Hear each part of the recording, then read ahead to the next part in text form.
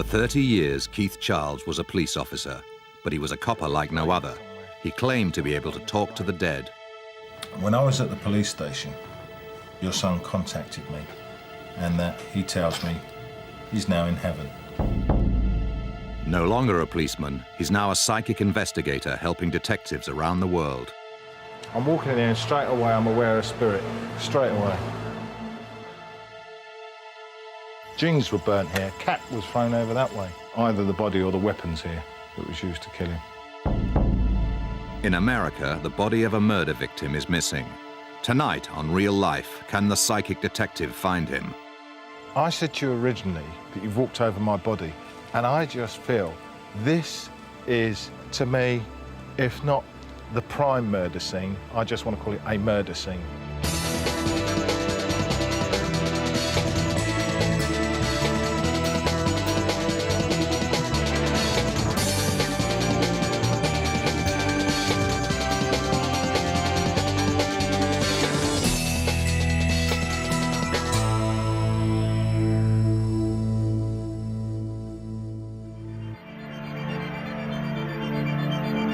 One in two people in this country believe in life after death. Well, it's pretty scary to think you die and that's it, isn't it? For many, it's a belief based on hope rather than proof. Yeah, I don't think we want to think it finishes here and now, do we? And I suppose everyone's got this life after death interest, haven't they? Thousands of people flock to this man, seeking evidence of an afterlife. He claims that God has given him a gift to communicate with those who have passed over to the other side. Ladies and gentlemen, good evening, and welcome to a psychic evening of clairvoyance. A former detective constable, he's now one of Britain's most popular psychics. Please put your hands together for the man you've all been waiting to see, the amazing Keith Charles. Good evening, everybody.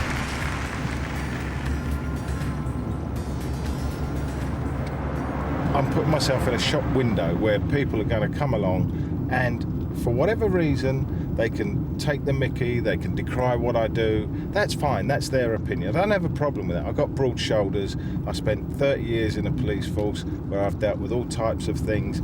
To me, this is just a part of my life. As a detective, Keith had to fit his psychic shows around his job. Now retired from the police, he's spreading the gospel full-time. Do I consider myself an entertainer? Not really, no, I don't.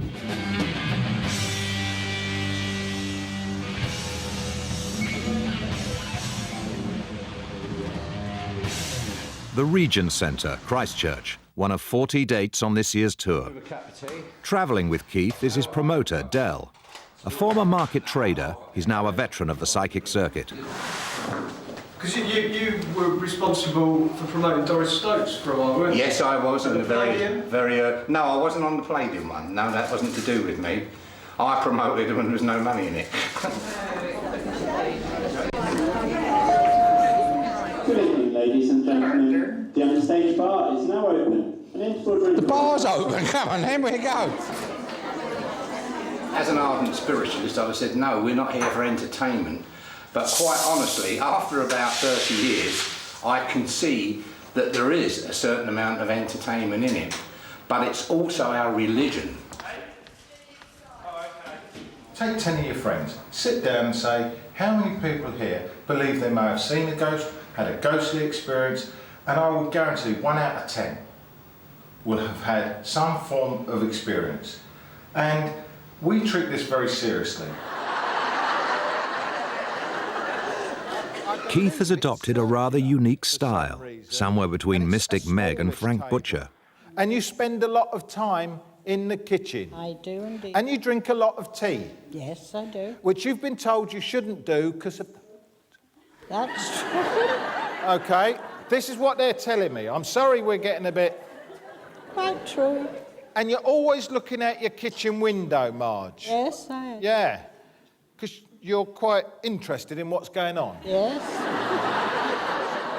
What they're trying to tell me is... Oh, I'll tell her that. Opposite where you sit, Yes. right, above the knife box drawer, you keep your medicines. That's true. And your father's saying, why'd you keep them if you're not going to take them? Well, I do take them, but Excuse me. I'm not going to have a row with you now. I've only just met you, and I've met half the family. You were having an argument. I've only come to tell you what he's telling me. I'm into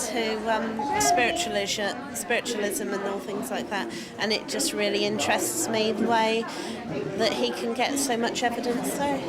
I've had, psychic experiences myself, so it's nice to hear somebody on his level. So yeah, I think we want to have a bit of optimism in our lives, and this provides it. But all I want to say is there's a lot of love here. Thank you. All right? There's a great deal of love from heaven. They're concerned about you. All right? They don't think much of the curtains you've just put up in the kitchen. And your father is saying to me, look, tell her I love her. You understood it? Thank you. Well, when Keith was a boy, we would sometimes hear him chatting away, and we'd say, I'll talk to my friend. And it was an imaginary friend, and we didn't realise then that it was going to develop into being a medium like he is now. He had quite a few imaginary friends, didn't he, when he was younger? Keith believes it was the start of his psychic awakening. He was just 8 years old. But he didn't learn to understand the visions and messages he was getting until he joined spiritual development classes many years later. I might literally see Uncle Fred as a silhouette. If Uncle Fred had a deformity in his right hand, he may show me his right hand and there may be 2 fingers missing. And he was obviously trying to emphasise that so I can give it to the individual. Now, if Uncle Fred was a Yorkshireman, I might hear him talking with an accent. So sometimes I will hear a voice, sometimes it may be a series of pictures accompanied by words, but most of the time it is a voice that I hear talking to me. Did you ever hear him talking to his imaginary friend? No, you could hear him talking upstairs, you know, if he was upstairs sort of thing, you'd hear him talking, and you say you're talking to him, he said, it's all right, Mum, it's only my friend. And then that was it, and we used to think, oh, leave him alone, he'll be all right sort of thing, you know. I have a Scottish link here, and it's not a very pleasant link, quite honestly. I've got a gentleman who was stabbed to death, and he's talking, I'm not sure if he's Scottish or he links with Scotland, so I need to ask him, forgive me. There's not a lady here who is Rose or... No. Hang on, let me go back. Does somebody live here at Braemar? Hello, you're at the back. What's your name? Sorry? Rose? Yes. You Scottish? Blimey. He's got something right, the boy. You know a young man that was stabbed to death? Because he is telling me, first of all, he spoke about Scotland, he spoke about Rose. He's telling me that I need to go back in time for this. Would you have lived in a block of flats, please? No. Are you sure? Let me describe something to you. Tell me where you're from. Glasgow. Glasgow. Right. He's going north side of Glasgow, northeast. Is that an area that you would have lived in? Yes. Yes. And I did live in a block of flats when I lived there. That's okay. I can hear something that sounds like Braemar. Braemar. B-R-A-E-M-A-R. Somebody in your family would have worked on railways or something, or the buses, because he's talking about, does that make sense to you? Yes. Who was it? My dad. Yeah. Because your dad helped this young man. Now, does this come back to you? Have you remembered the man that was stabbed outside the pub? I know what I've told you is 100% correct. We've never met. Look, I want to say, quite honestly, from this young man, please say thanks. He was the only man who did anything. And it has been my pleasure, not mine, Robbie's, I've just said, what's your name? He said, Robbie. So we got Robbie McAlevey or McAviney? And he says, I was 24. And you will find out this is correct. Thanks, Rose. God bless you. Thanks very much.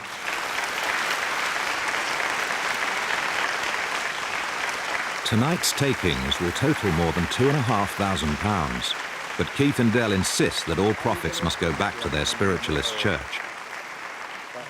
Hello, Daddy. I've been to see a psychic tonight, and he had a message from me from some lad that was stabbed to death years ago. And he said that you had something to do with it. You didn't stab him, but you helped. And it was outside a pub. Can you remember anything about this? My son's the same age as you. He's just done 33 years in Hampshire Police. Oh, has he? Yes. Silly sod. No. He's not very happy though. No. I'm not either. Aren't you? No, I wish you'd have spoken to me. All right, well, look, what's your name? I'll put you on our healing Betty list. Tompkin. Betty. Dale, you got a pen? Does the name Braemar mean anything to you? Hi, you were brilliant. Thank you very much. Much impressed. Can you give any help to this man here who's in great turmoil? I can tell him quite a lot of things. Give us a ring and I'll have a chat to you on the phone. All right. All I would say to you, just very quickly, is that you're going down the right track. Did you help somebody that was dying? Did you lose a son in November as well? No, daughter. Oh, Second, did you? 1994. 1994, it's the same as Matthew? No. How old was she? 17. Oh, that's a shame, isn't it? Yeah. Just wanted to know. Yeah. Right, because the man was adamant. He kept saying the name Braemar. Thank you for a most enjoyable evening. Thank you for saying so, sir. And thanks very much. Last time we met up when you were here, you said my right leg would get better and the left one would play up. Guess what? The left one's I had got to sit better. over on the left-hand side tonight because my left one is strapped up and the right one's better. Ah. When he was in the war, his regiment, he was evacuated from Braemar. And This is your father? My father. And he said that there was a lot of, it could have been somebody during the war that was killed, and my dad helped because he said a lot of people were being killed round him, and he was 22 when he was evacuated from this Braemar. So it could have been somebody from away, you know, from the past. I don't know. It's a lovely show. Thoroughly enjoyed it. Thank you very much. Show not really being the right word, but you know Well, what no, I mean, do you? That's the way we describe them. Experience. People often say, oh yeah, well if you're good, then you've got to have plants in the audience. Well, to me, I'd pack it up if I had to go to that. Who am I kidding? At the end of the day, I'm kidding myself. I couldn't be happy with that. I'm too honest to feel happy that I'm going to cheat people, and I'm not a cheat. Do you do them over the phone, Keith?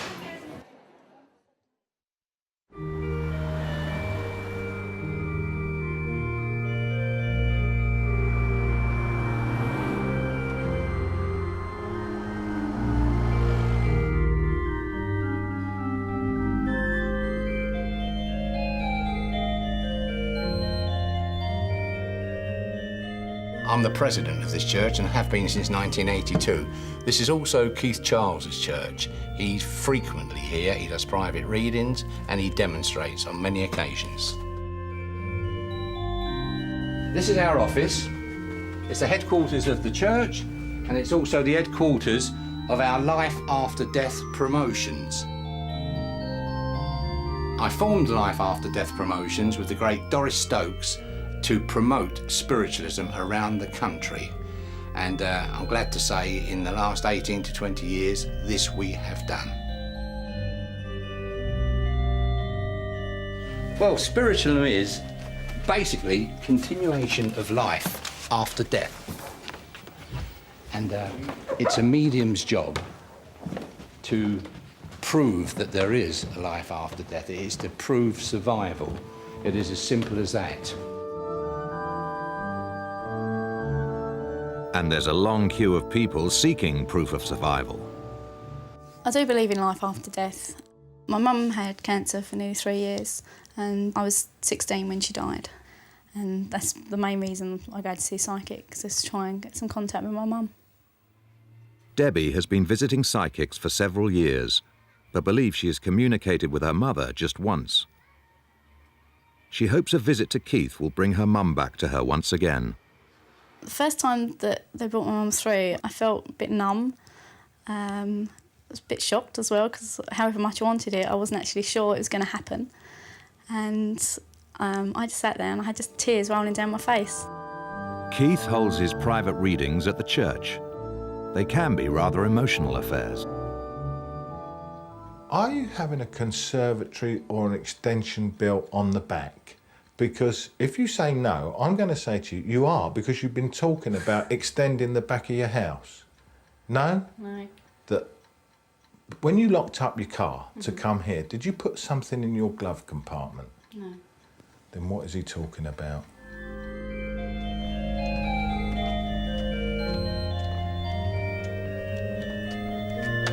On the other side of the church, Dell is about to enter the busy surgery of a Roman physician. Sorry, Paul. Sorry. Yes, sir.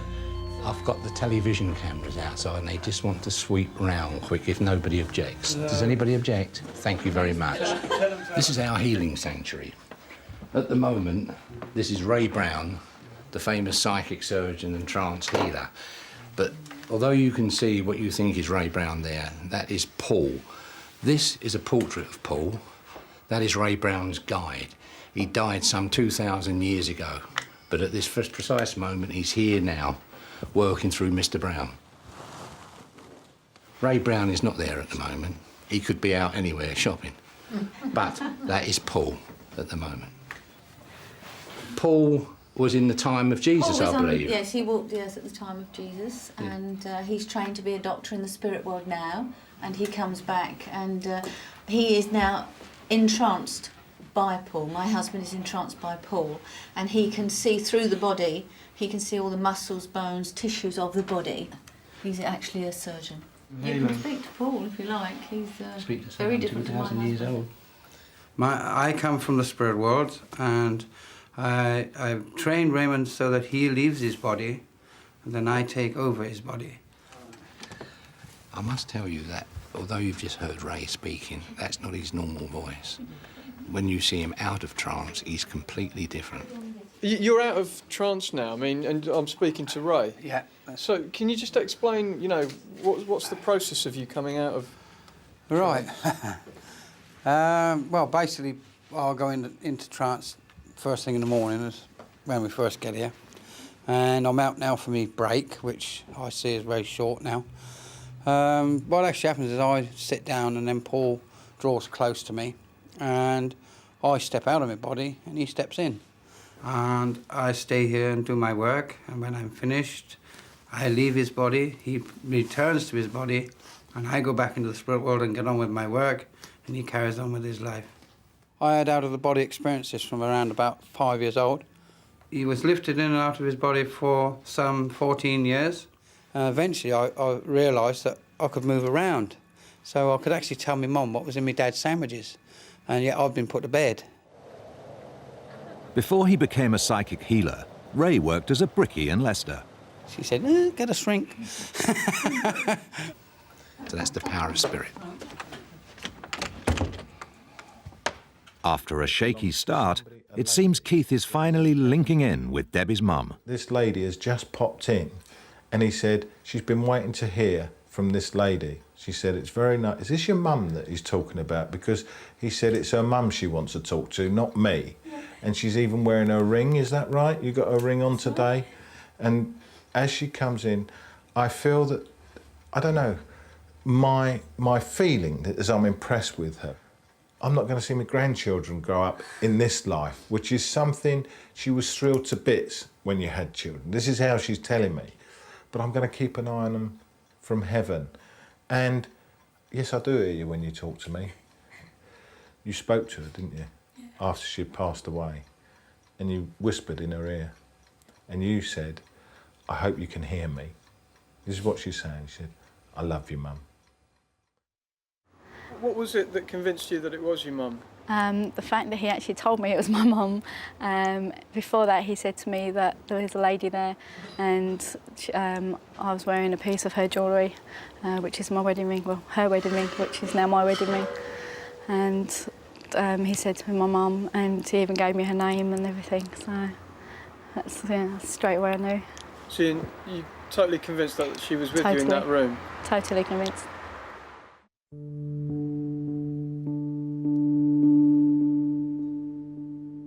In America, there is another woman relying on Keith's spiritual gift.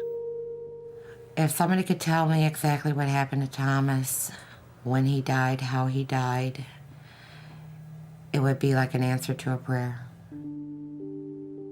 In 1998, 26-year-old Thomas Mixon disappeared. His mother has not seen him since. I started searching. I went door to door with pictures of Thomas in his neighborhood, talked to people at the stores, even went so far as to go view a body. And the longer this went on, the more I knew Tom was either being tortured somewhere or he was dead. The police are certain Thomas is dead. They even have a suspect awaiting trial for his murder. But despite that, they have never found his body. The recovery of his remains would be vital evidence for the police and bring huge comfort to his mother. Oh, you grieve. Excuse me. You grieve over it. You scream, you walk the floors. You do a lot of that, but there's no answers. Nancy is hoping Keith Charles can provide those answers. Psychically, it's the ultimate test. To find the body of her murdered son.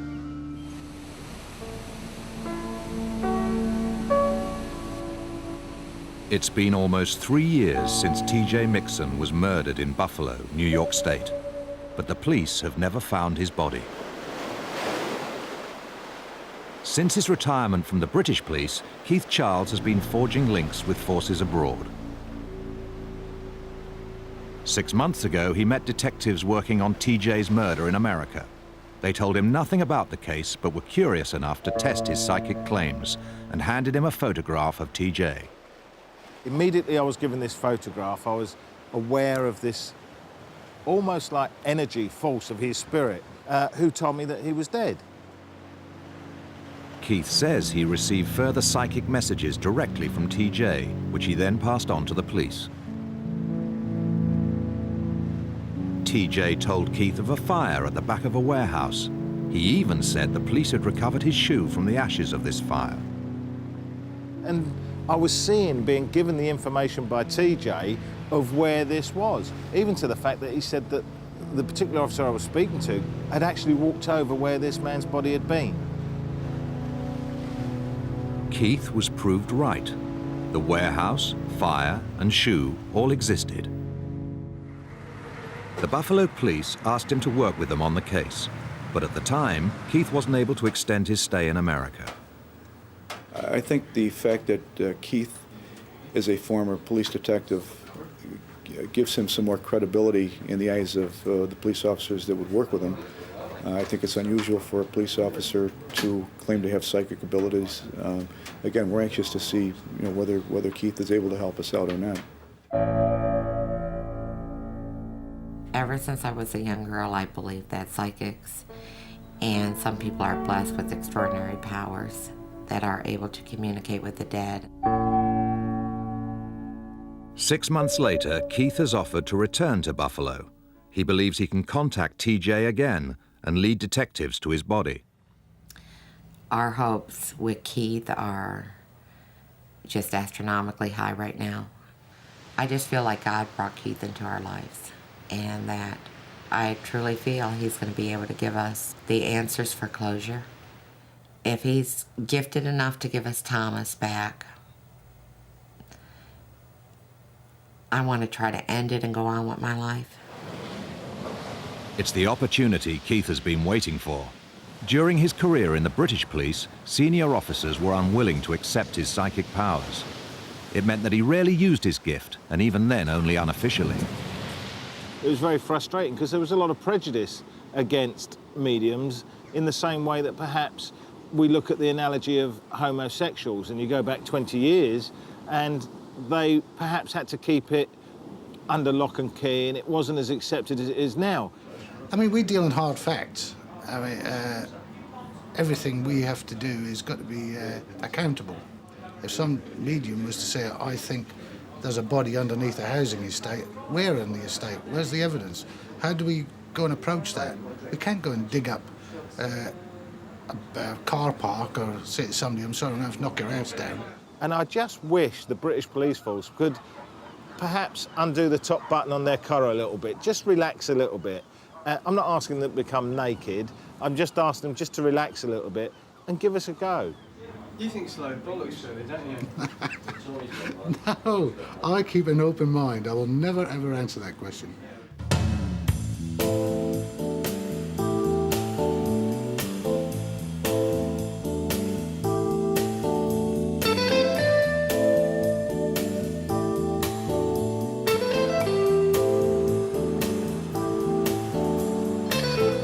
Buffalo, New York. The psychic detective has flown back into town to hunt for the body of murder victim T.J. Mixon.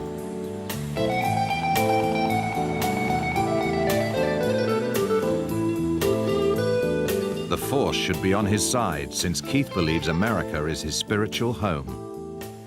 He claims that in a previous life he existed as a Confederate soldier who was killed fighting in the Civil War. Cops, by their very nature, are somewhat skeptical of this type of thing, but we will be open-minded, and if Keith can lead us to that body, I'd be absolutely thrilled. Keith's wife, Christine, has made the trip from England with him. Keith begins by recapturing the original psychic vision he had of the warehouse on his last visit. The police have told him nothing about the case.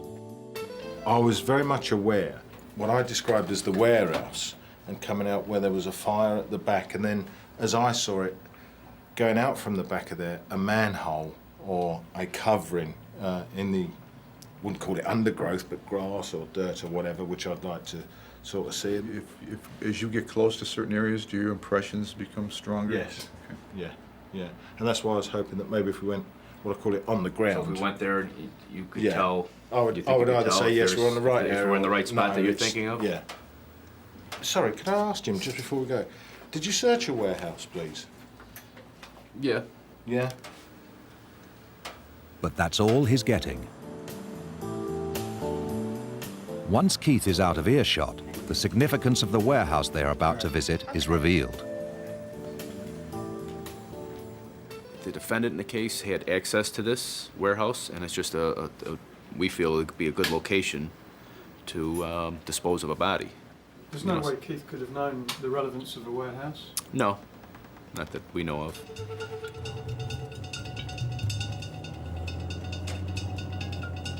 Keith has several spirit guides who help him contact the dead. There's Corinda, a Mongolian warrior, Charlie, a 17th century London barrow boy, and today it's Tobias, a Spanish monk. Tobias is a guardian angel, if you like, and he lived on this earth as a monk years ago. A bit like a modern-day Cadfael, really, you know. But he's somebody that helps me. He's my guardian angel. But hopefully we'll be able to, if TJ's available, link into TJ, the victim in this case.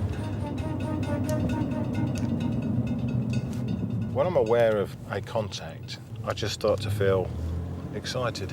When you get really close, you start to feel like perhaps having a cold shower or electric shock going through you. There's just a change in sensations that the body has.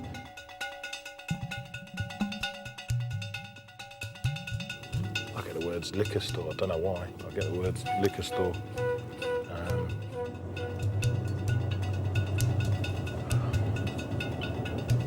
Feel the goose pimples starting to build up, so we must be getting close now.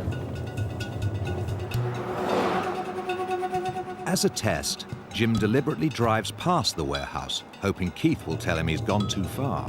Turn around and go back. They actually passed the place. Yeah. Turn around and go back. Where's the liquor store if there's one there? Detectives first searched the warehouse several months ago. Let me go and see if they're... They called it TJ's. It's unbelievable, isn't it? I'm walking in there and straight away I'm aware of spirit. Straight away.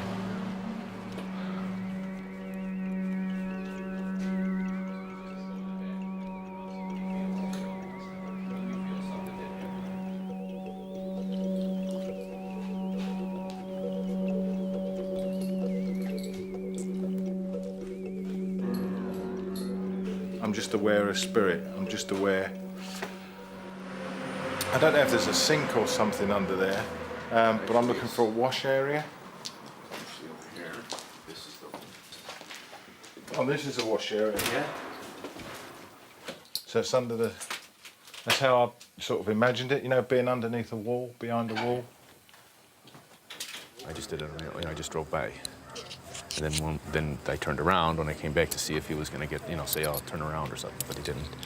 But he was also answering a question. They asked him a question about that time, and he was talking. So I don't know if he lost his train of thought or what. But yeah, on his way here, when we were on Sycamore, a couple blocks away, he started having the feeling. I don't know. You've just taken over, have you, Terry? I've been here for a while. I can see that's obviously knocked down. It might be because you've had to widen it for cut. But was there a smaller entrance as well? No. No? Are you sure? There's not a...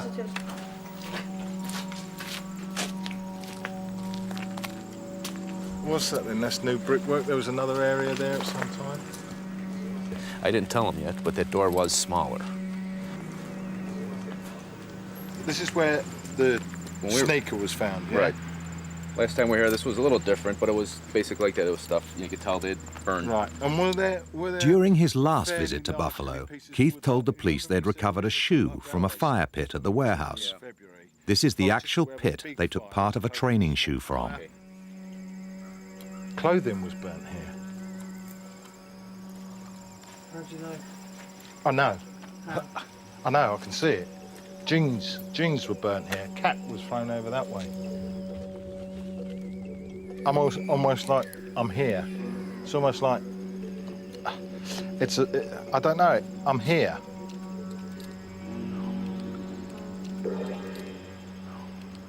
Either the body or the weapons here that was used to kill him.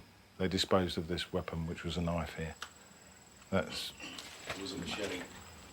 Pardon? There was a machete. Lou used to have a machete about this long. Oh, in his truck. Yeah, and he used to keep it in his pickup. Underneath the seat. And did it have a curve on the end? Yep. Was it curved? Do you remember me telling you? The blade curved up. And do we know where that is? The truck's gone. Keith has already told detectives a curved knife and a pickup truck are connected with the murder. The back entrance actually comes from the side street here. I need to ask you something, Jim. Please don't think I'm off my head. No. I said to you originally that you've walked over my body. Do you remember when TJ, right in the original, I said you've walked over my body? And I just feel this, where we are today,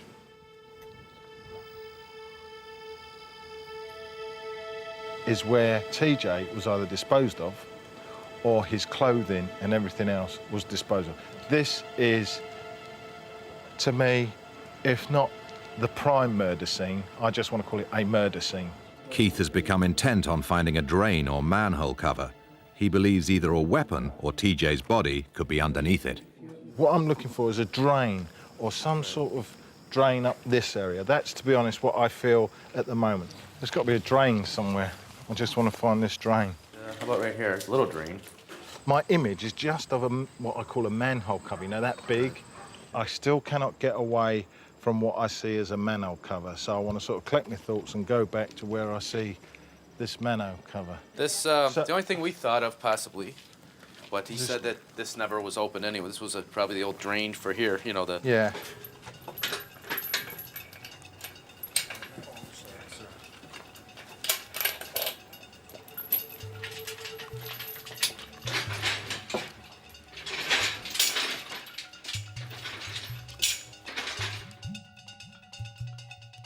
At the warehouse, Keith is about to search a drain for the body of murder victim T.J. Mixon. Up, it had come up anyway, so I had to clean it out. Looks like there's another grid under there. Not another drain, is it? Small one.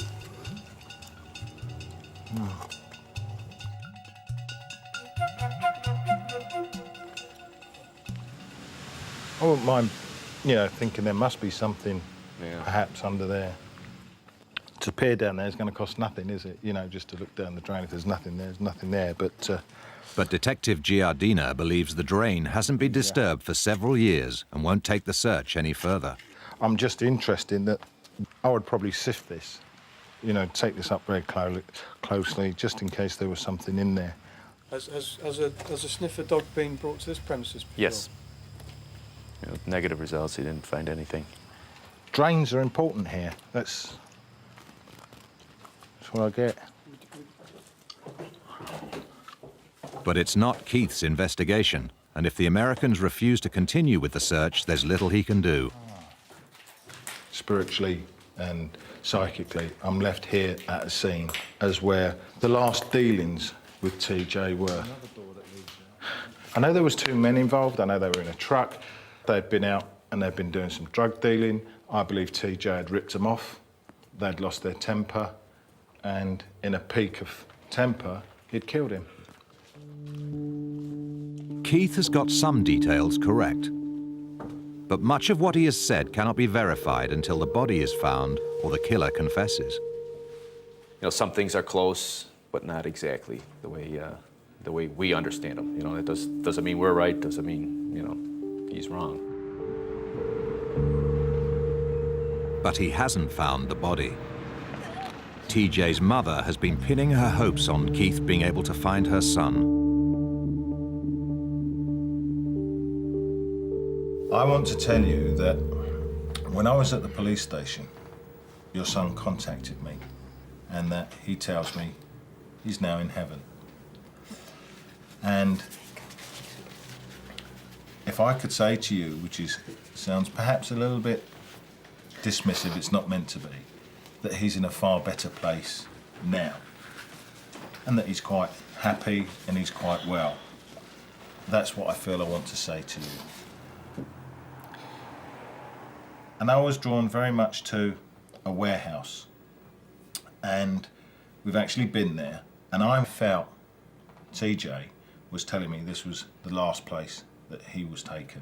Do you mind me talking about this? No. I don't want to upset you. I don't want to put everything out. You sure? I mean, that's what we. Okay. That's what we're waiting on. Like you, I've lost a son. My son Matthew was 20 when he was killed in a road accident.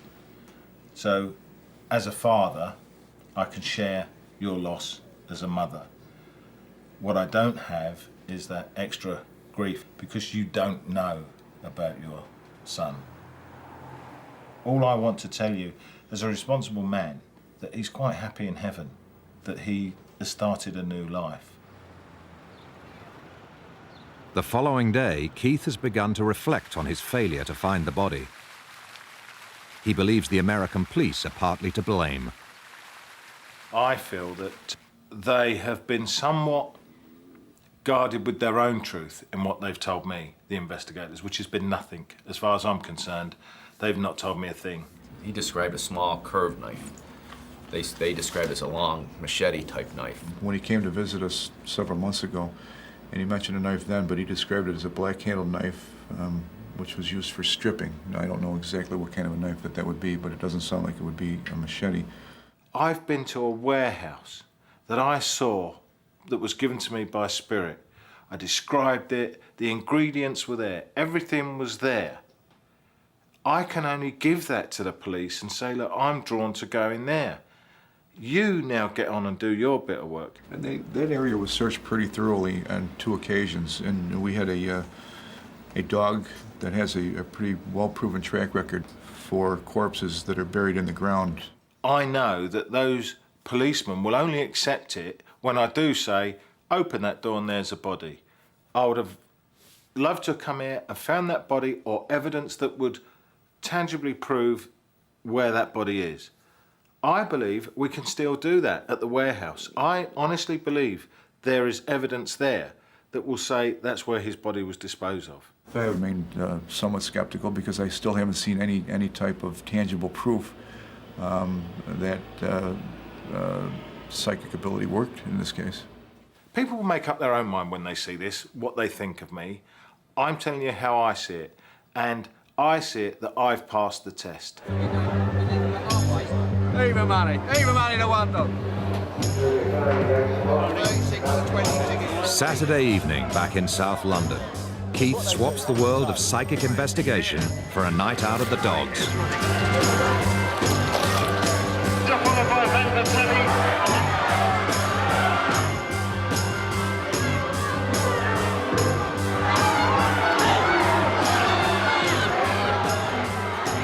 The track is a regular haunt.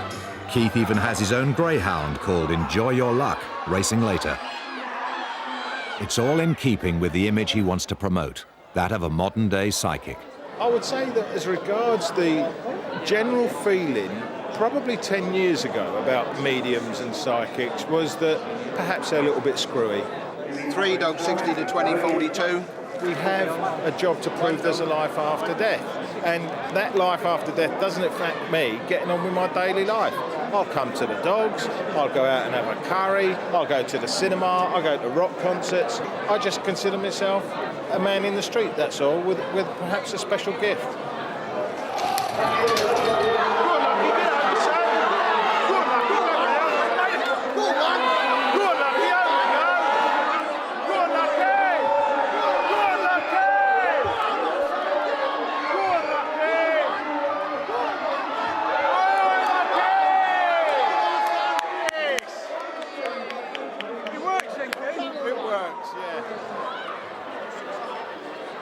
It'd be lovely. I'm sure people are sitting at home saying, oh, he must have picked every winner then because the spirits are going to give him every winner.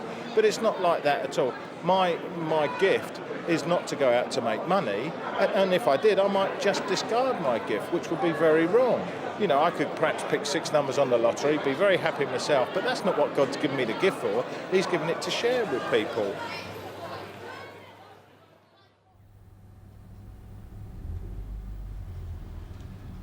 Claire is another who's turned to Keith in the hope he can help her move forward.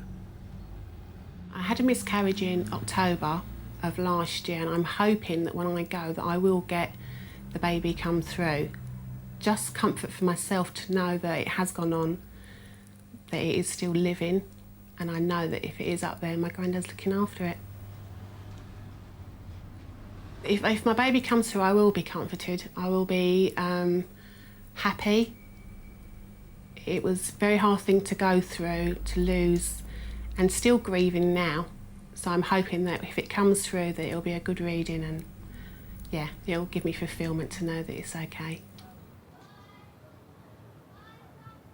For me, if it's an emotional matter that is very deep within me, and I can't find the answer within myself, yeah, then I will go and see Keith, yeah. Chella was so impressed with his last visit to Keith, he's decided to book in again. He told me my number, my house, and where it was situated, and how many kids I've got. And at the same time, he named some numbers of, which at that time when I was seeing him, didn't really I didn't pay any attention to it. But after, those numbers was of houses that I know people who live at. There's nothing I can say. He's not a charlatan. He is the real deal. He's the man. There's many people say that years ago everybody was psychic, and probably everybody is psychic now, but it's bringing it out, bringing it to the forefront so that you know. Do you have psychic ability? I hope so. I think I have, yes, yes. Yes, not as great as Keith and other people, but yes, I have psychic abilities. And I just want to say, how's his leg? Because he's had a bit of a bad leg, your other half. What did he do to his left ankle? It's Dad. Huh? That was my dad. Was it? Yeah. It was your dad's left ankle? I do apologise. fine. She's more confident and set. She's older than you, is she? Younger. Younger. Now, your mum, right, was quite affected by your dad's passing.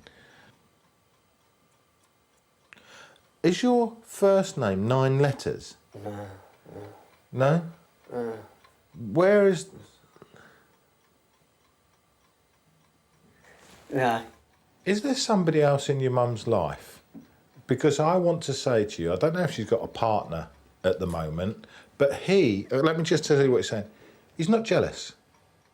All right? And if she hasn't got a partner, she's got a very good man friend, if you know what I mean. And I don't mean that rudely. Does that make sense? She's still married to my dad. It's my granddad that's, I think, communicating with you. Well, who? Sorry, I've got this wrong. No, can't have that because I'm wrong. It's almost, I would be insulting you to try and get it, but it's something like Shadawa or something. No. Do you see what I mean? What? All right, I'm wrong, but I'm saying I'd be insulted. What is it? Chauvinise. Chauvinise. Yeah. Well, I was getting something like Shadawa, right? So I'm just telling you. Yeah. Your grandmother, right? She would have passed over. No, that's probably his mum. My granddad's mum that's with him. No. Let's start again. Okay. No, I want to get this right, Yeah. right? I can be wrong and I can be very wrong, and I'm not very wrong. Right. I'm wrong about your mum and dad, right? Yeah. I accept that. Keith claims the reason he isn't always spot on is because the voices he hears and the pictures he sees sometimes don't present themselves as clearly as he would like. But halfway through Claire's reading, spirit contact grows stronger. Would this be your child? Because I want to say, correct myself, and he's saying, it's not my child, it's her child. So forgive me. So he's looking after your baby. I want to say your baby. And I want to say to you that I'm very much aware of my head with this baby, all right? The condition that took the child over. Sorry, I don't mean to upset you. The reading went absolutely brilliant. My granddad's come through, the baby's come through, everything I'd hoped for has come through. Are you surprised? Yeah, I wasn't sure if it would happen, but it has. So I've come out very happy. I would like to think that I'm a responsible medium and psychic. I would hope that I give people the best evidence I can of a life beyond this one. It's not my job to run their life for them. And he is saying to me, right, that this won't be bad. It will be a struggle, but you will be pleased with the results. Because I want to say to you, the black that I saw was in the past.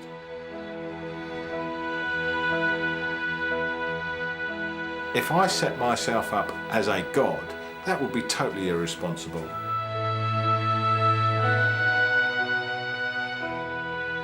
And he wants to say, I love my son.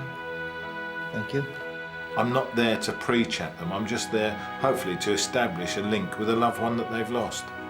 He said, and I'm very proud the way you've coped.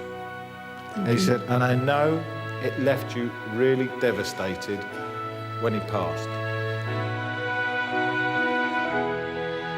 May God look after you, take care of you, and God bless you. Thank you very much indeed. Good night, God bless. Thank you. I mean, we don't want to die, do we? But we know we've got to die. But, yeah, I don't think there's anything to be frightened of. This is my opinion. No, we can isn't it? accept coming to an end easier Yeah. than what we would have done had we not gone through this stage with Keith. He's put our mind at ease more.